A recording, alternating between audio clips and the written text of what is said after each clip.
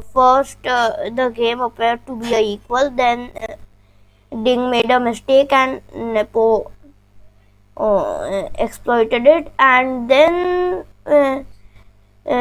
things were in Nepo's favor so much that people were yeah, like it was like the game was over for Ding.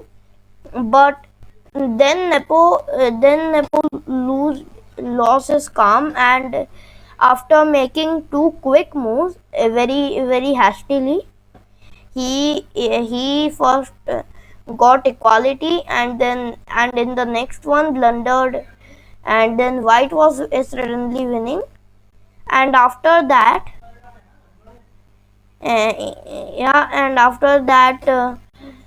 he equalized, and then he made another big blunder, and then Ding exploited it and won the game.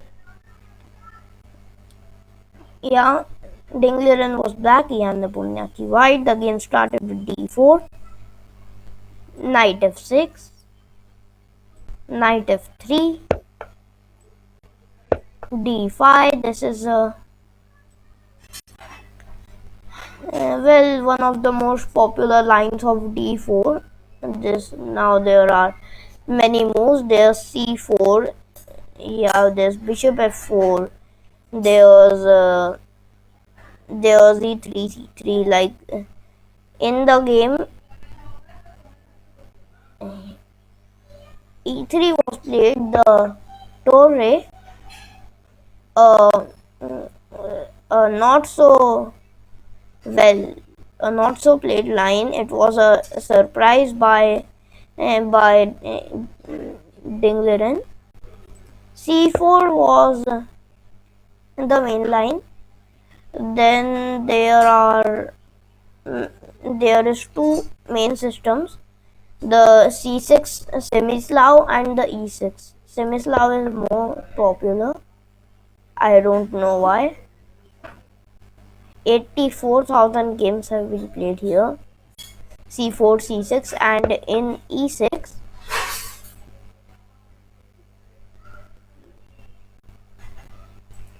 in e6 there are played 80,000 games, quite a lot.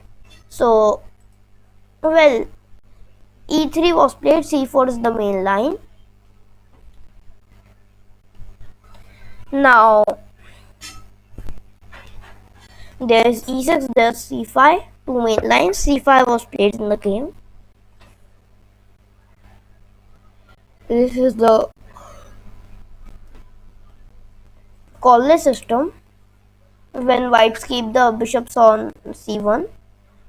Then here c4 is a move, c3 is a move, though white does a little bit surprising knight b2, not the main line. And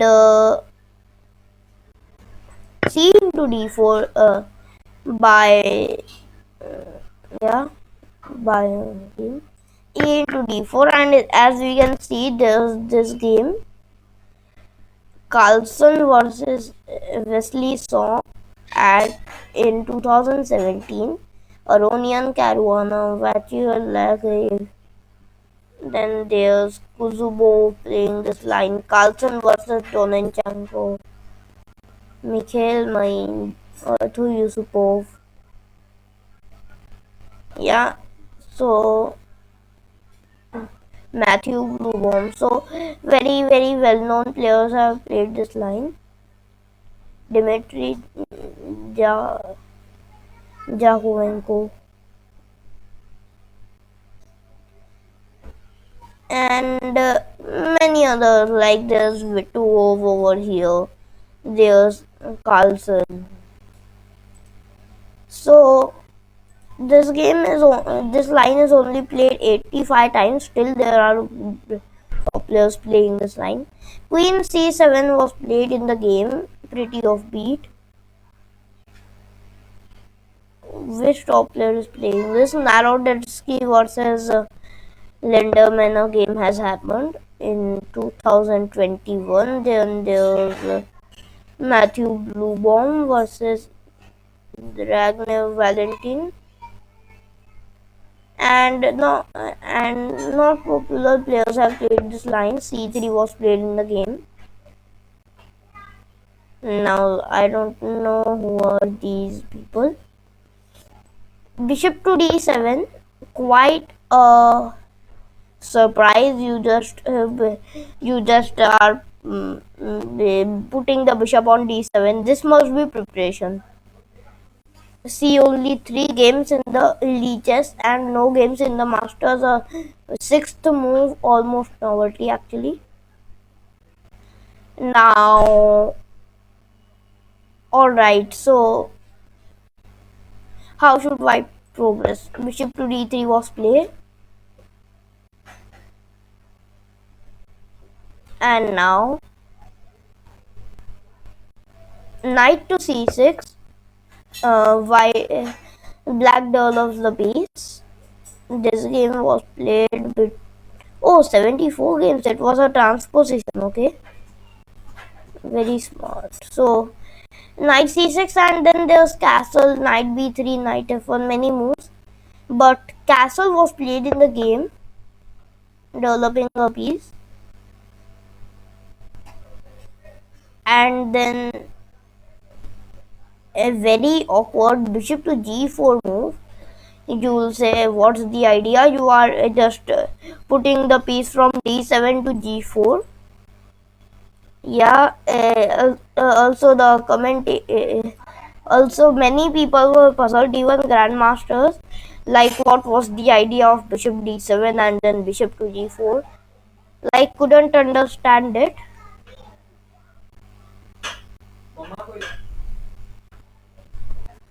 So, well, after so when you were puzzled, I think the idea is that. Well, the thing is that if he had played bishop to g4 earlier, then white could have played s3 g4, but now he can't because his king position will be weak. That's what I think is the idea. Now rook to e1, developing the rook, getting the rook to the play, and now e6 natural move, getting the pawn in front and allowing the bishop to go to d6. And now knight to f1, maneuvering the knight somewhere to e3 or else. And now bishop to d6, getting the bishop on to play. Yeah. Then another transposition with 124 games. Bishop to g5 was played, developing the bishop. And short castle, very not so natural move. Like you get the king to the safety and say, oh, capture my pawn, I don't care. Bishop into f6 was played, taking the pawn. G into f6. And now knight to g3, getting the knight to safety. This is played between Leo 1, 2, 3, 4, 5, 3, 2, 1. Yeah, if we just insert this game. After knight g3, there was played h5, but in the game, f5 was played, actually, getting the pawn ahead. And well, when I was seeing the commentary of the game, the commentators were discussing the yeah, here actually, let me tell you one mind-blowing fact. This was the crucial moment of the game on move 11, to take or not to take, to go in a more attacking game, to fight for the full point or not. Because if you take on f6, then the game will go through very very very attacking territories. Yeah.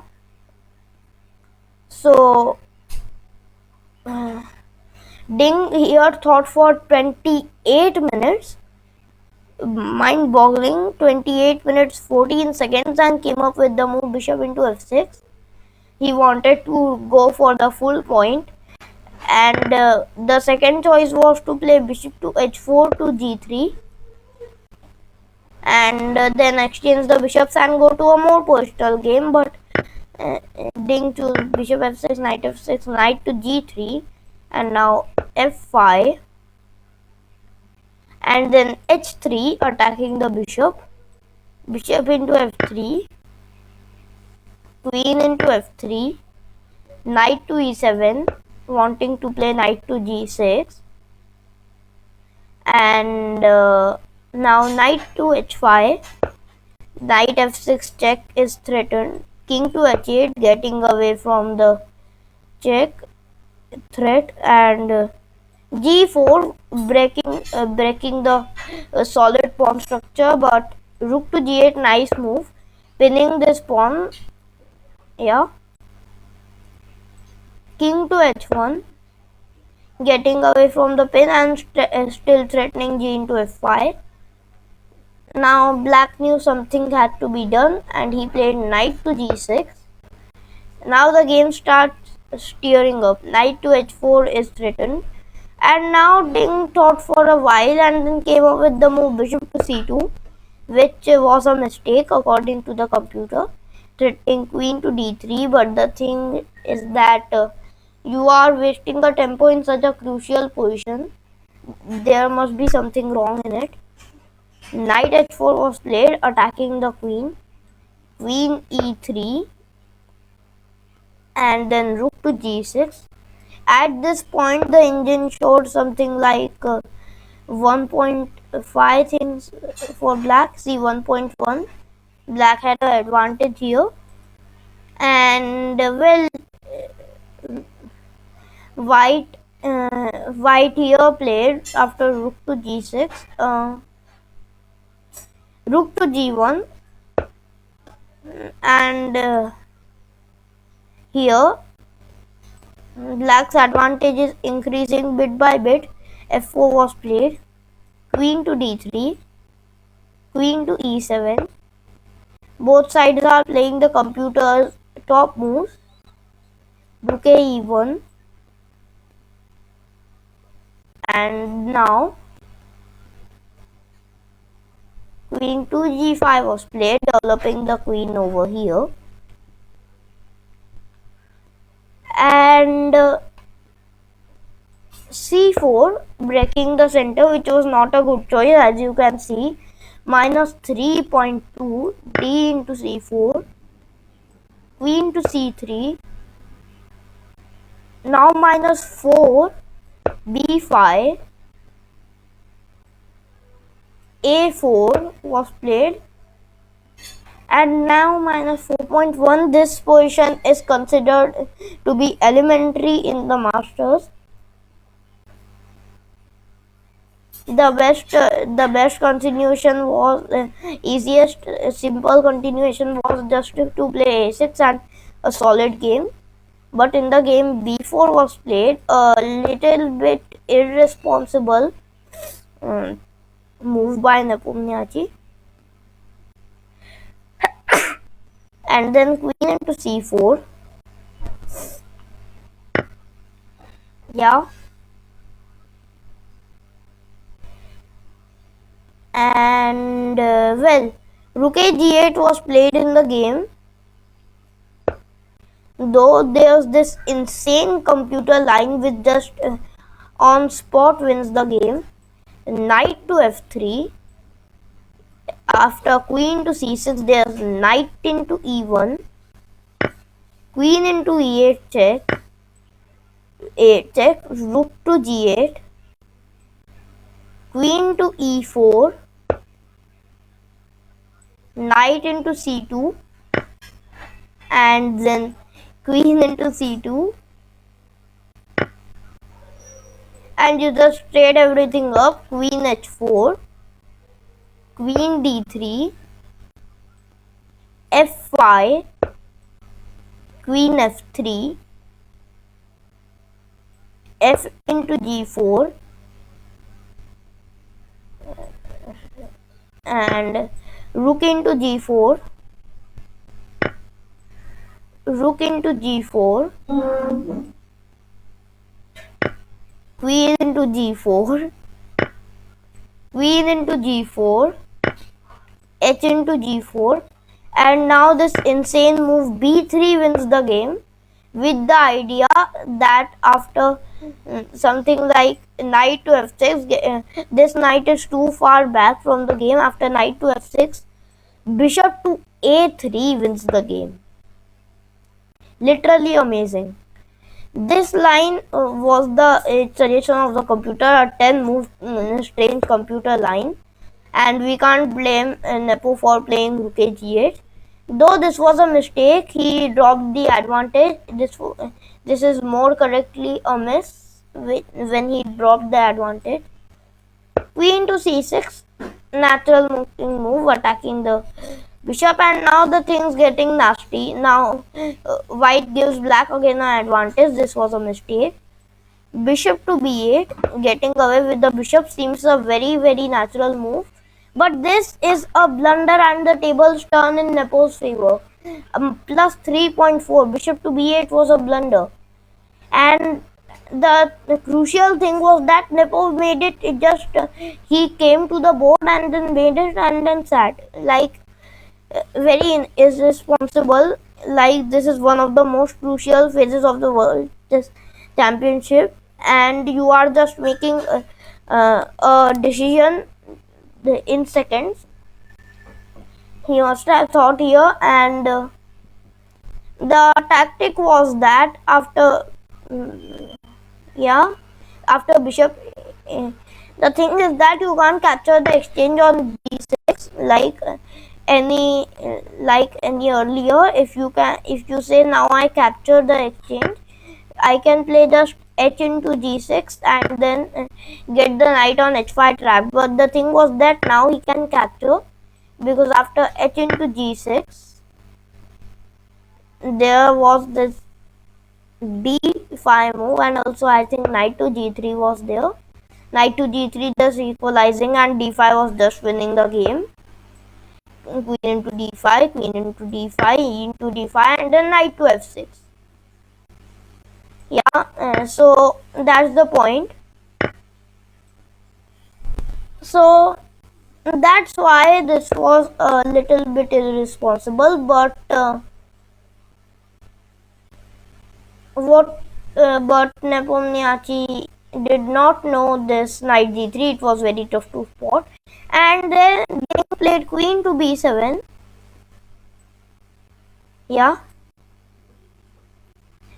And then gave the advantage to Nepo again. Now minus 2.0. What's happening on the board? I don't know. So now rook to h6 was played, getting the rook away from the threat. And now 0.0. Now the position was equal. Bishop to e4. Rook to f8. Now giving a advantage to white. Queen into b4. And now queen to d8. Still white has a edge, mirror edge or advantage. Now queen to c3 was played, getting the queen back. Knight to g6.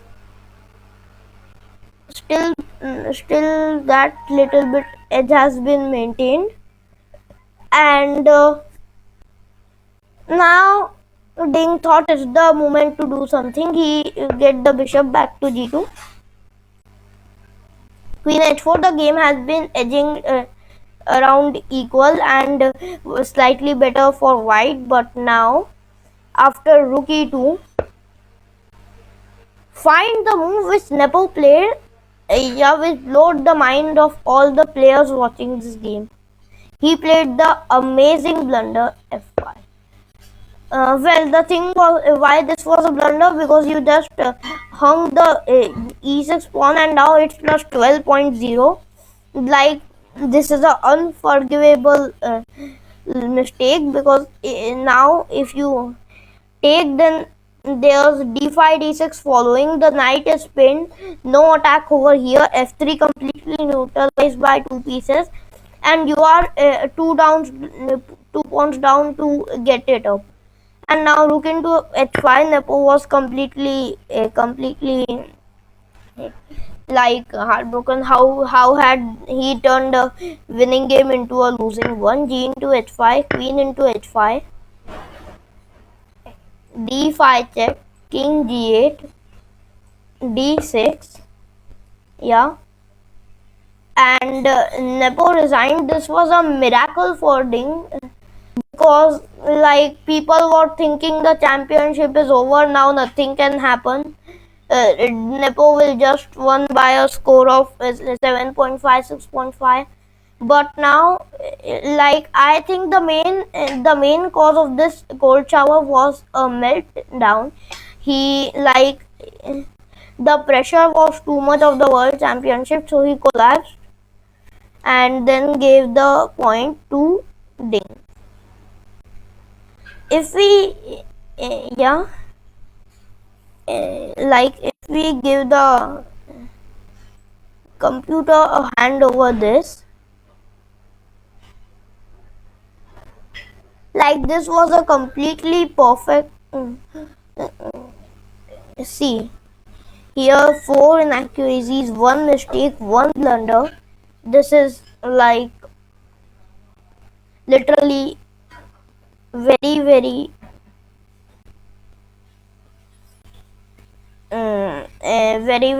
shocking to see such a great number of mistakes by these players. We can see that black made four blunders, and if we see, black was Ding. There he was winning. Wait, who was black?